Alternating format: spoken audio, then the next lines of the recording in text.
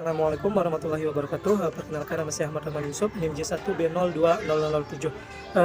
Pada tugas review buku sebelumnya, saya mendapatkan tugas yaitu untuk meresum atau mereview bagian bab 3, yang dimana bab 3 ini berisikan tentang pengolahan data. Ada beberapa poin dalam bab 3 ini, salah satunya itu bahas tentang yang pertama itu pendahuluan. Saat ini pengolahan lahan sebenarnya telah menyediakan sejumlah besar data pada berbagai skala, spasial dan temporal.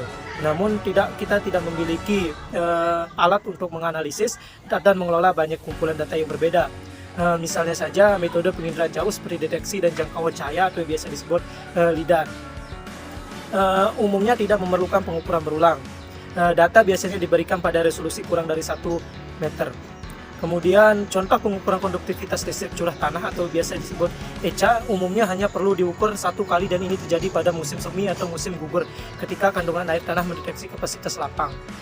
Intinya bahwa pengolahan data yang dimaksud di sini yaitu segala bentuk informasi dalam lahan bisa dibaca menggunakan aplikasi-aplikasi tertentu atau metode-metode tertentu yang nantinya dihasilkan dalam bentuk data nyata atau gambar. Kemudian di bagian 2 terdapat pendekatan statistik untuk fungsi data, yang dimana fungsi data dapat memiliki arti yang berbeda seperti informasi, fungsi sensor atau fungsi gambar. Penggabungan informasi adalah proses penggabungan informasi dari sumber yang berbeda. Sensor fusion adalah kombinasi data dari sensor yang berbeda, dan image fusion adalah perpaduan dari 2 atau lebih gambar menjadi 1. Kemudian yang seharusnya menjadi gambar yang lebih berguna itu menurut Cheng dan Bei pada 2018. Dalam konteks statistik, fungsi data dianggap sebagai masalah inferensi. Dengan kata lain, masalahnya terdiri dari mengingat kumpulan data heterogen yang beragam, menggambarkan metodologi yang memungkinkan untuk secara optimal memberikan variabel kepentingan utama, dan untuk mendapatkan ukuran ketidakpastian yang terkait dengan inferensi. Kemudian di poin selanjutnya di sini yang tadi masalah pendekatan statistik untuk fungsi data ini, ada beberapa poin lagi di dalamnya. Yang pertama yaitu perubahan dukungan itu sangat penting. Bidang spasi umumnya memiliki spektrum variabilitas termasuk skala spasial yang berbeda, dari jarak jauh hingga skala mikroskopis. Kisaran variabel ini dapat dianalisis dengan teknik yang berbeda, misalnya dengan memperkirakan fungsi kovarians spasial dan kemudian menyesuaikan dengan model matematika bersarang termasuk seperangkat struktur dasar. Analisis ini sangat bergantung pada dukungan data yang tersedia. Setiap variasi pada skala yang lebih pendek dari dukungan data disaring, dan hanya rata-rata spasial pada volume dukungan data yang dipertimbangkan. Kemudian ada yang kedua yaitu solusi masalah dukungan, yang dimana dalam konteks khusus pertanian cerdas, penyelesaian COPS dimaksud sebagai kemampuan untuk membuat prediksi spasial pada dukungan yang diberikan. Dukungan dalam arti dukungan target, dengan menggunakan data-data yang terkait dan serangkaian dukungan atau sumber. Di sini terdapat beberapa poin yang perlu disampaikan seperti operasi GIS, yang dimana banyak metode yang digunakan untuk menggabungkan beberapa data. Keterampilan dan sebagai besar pada paket GIS. Seperti yang kita tahu, data dalam aplikasi GIS dalam bentuk faktor atau satuan titik dan garis skala invarian atau bentuk letter. Seperti yang kita tahu, operasi GIS tipikal adalah penyatuan potongan-potongan dan peleburan pada data vektor atau penghitungan rata-rata zona dan piksel demi piksel pada data raster dengan dukungan yang berbeda. Kemudian regresi berbobot geografis, yang dimana regresi berbobot geografis atau biasa disebut GWR berada pada regresi linear standar untuk dua aspek. Satu, mengasumsikan bahwa pengamatan terdekat lebih mirip daripada yang terjauh sesuai dengan hukum geografi pertama.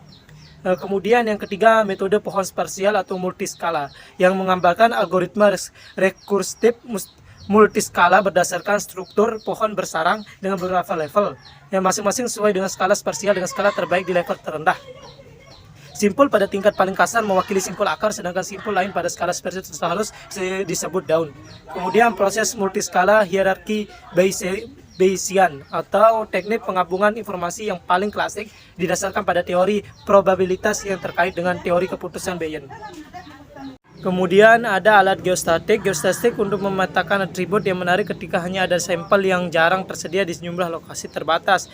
Yang di sini satu analisis pemodelan kontinus dan variabel spasial, yang dimana A, fungsi acak dan variabel regional. Kemudian statik klasik mengasumsikan bahwa nilai yang diharapkan dari probabilitas tanah tertentu pada suatu titik X dalam area spaling. Kemudian ada variogram atau konsep variabel regional yang stasioner memberikan asumsi teori untuk analisis ketergantungan spasial menggunakan variogram. Kemudian ada kriging, adalah teknik linear yang memungkinkan kita untuk mendapatkan estimasi yang optimal dengan varians kesalahan minimum. dan tidak bisa dari variabel regional di titik tanpa sampel.